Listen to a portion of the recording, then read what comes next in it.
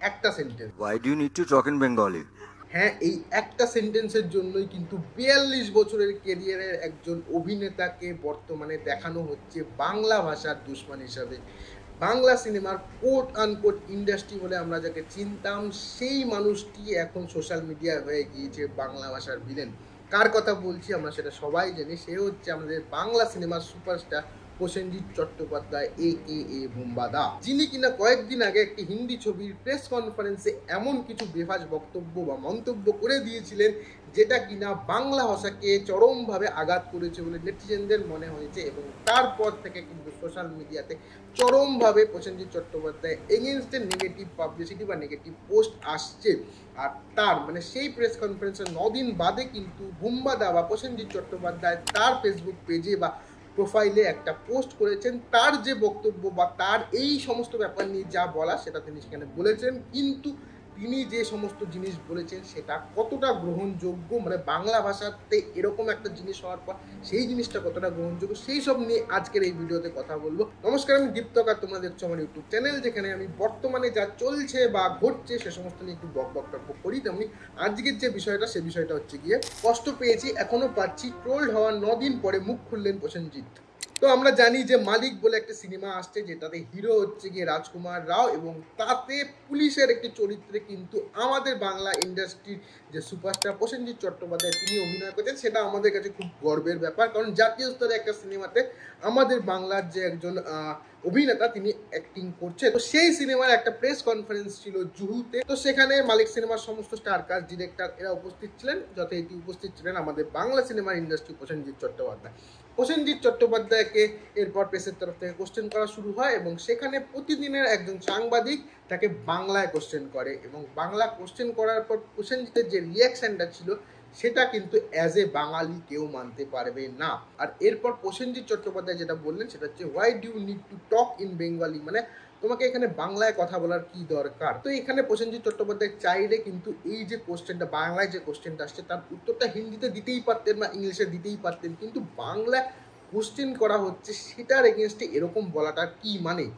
এখানে বাংলায় কোশ্চেন করাতে বাংলা ভাষার একটা সম্মান কিন্তু জাতীয় স্তরে উঠানো হচ্ছে বা জাতীয় স্তরে আনা হচ্ছে, সেটাকে প্রসেনজিৎ চট্টোপাধ্যায় যে বাংলা সিনেমার সুপারস্টার সে এরকমভাবে রিপ্লাই দিল। কিন্তু তারপরেই যেটা হলো সেটা হচ্ছে গিয়ে রাজকুমার রাও যে এই সিনেমার হিরো, সে এই বাংলা কোশ্চেনটাকে সবার সামনে হিন্দিতে কিন্তু বোঝানোর চেষ্টা করলো, যেটা কিন্তু প্রসেনজিৎ চট্টোপাধ্যায় করতে পারতো, কিন্তু প্রসেনজিৎ চট্টোপাধ্যায় সেটা করেনি।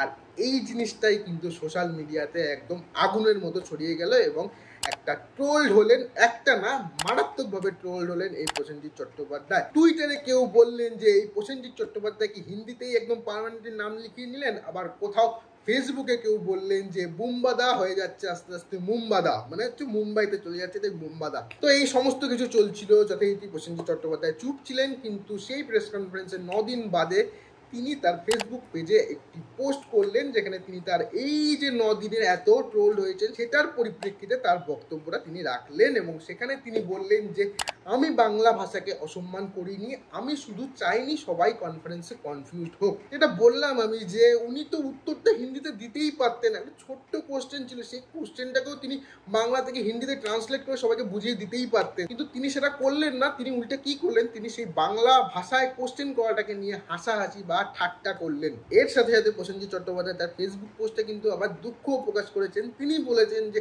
তার এই সেন্টেন্সটাতে তার যে ফ্যান আছে বা অনুরাগী আছে তারা যে দুঃখ পেয়েছে তার জন্য তিনি নাকি দুঃখিত, মানে ক্ষীর ফেটে গেছে তারপর চিনি ঢালা হচ্ছে, এতে কি আলটিমেটলি কোনো লাভ হবে।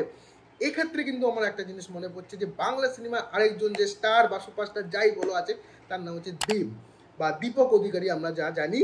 তিনি যখন বক্তৃতা রাখেন তিনি কিন্তু বাংলায় তার বক্তৃতা শুরু করেছিল।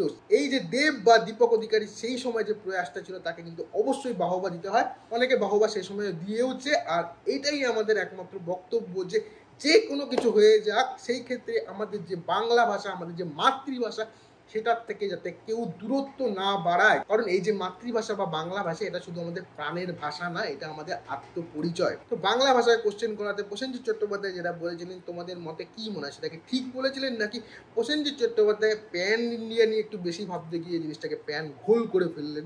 তোমাদের মতামত কিন্তু তোমরা কমেন্ট বক্সে জানাতে পারো। আর আমার এই ভিডিওটা ভালো লাগলে ভিডিওটাকে অবশ্যই লাইক করতে পারো, শেয়ার করতে পারো। আর আমার চ্যানেলে নতুন হয়ে থাকলে প্লিজ আমার চ্যানেলটাকে সাবস্ক্রাইব করে দিও। আর অবশ্যই বেশি করে বাংলায় কথা বলো। দেখা হচ্ছে আর পরের অন্য কোনো একটা ভিডিওতে। ততক্ষণ সবাই ভালো থাকো, সুস্থ থাকো। আর সত্যমেব জয়তে, জয় হিন্দ, বন্দে মাতরম।